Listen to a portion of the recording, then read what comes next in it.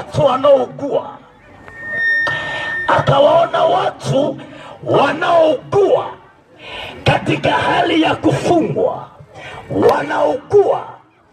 Kwa nini wanaugua? Kwa sababu yako mambo ambayo yamewafanya waugue. Haleluya! Wakati Yesu ameona watu wanaougua Mbega, ndiposa akaandaa mkutano huu, akasema na watumishi wake waandae mkutano wa Injili hapa Mbega, kwa sababu Mungu ameangalia watu wa Mbega.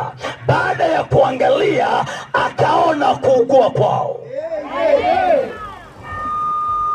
Jina la Bwana libarikiwe. Jina la Bwana libarikiwe.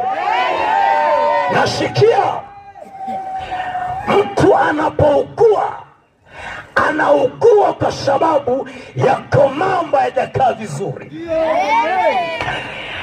Na anapozungumza habari ya kuugua kwao waliofungwa, manake ni kule kuugua ndani ya mioyo yao. Yako mambo yamewazidia, hawajapata majibu kokote. Wametafuta majibu, wameyakosa. Wameenda hospitali kutafuta majibu, wameyakosa. Wameenda kwa waganga wa kienyeji kutafuta majibu, wamekosa. Wameenda kwa wapiga ramli kutafuta majibu, wamekosa.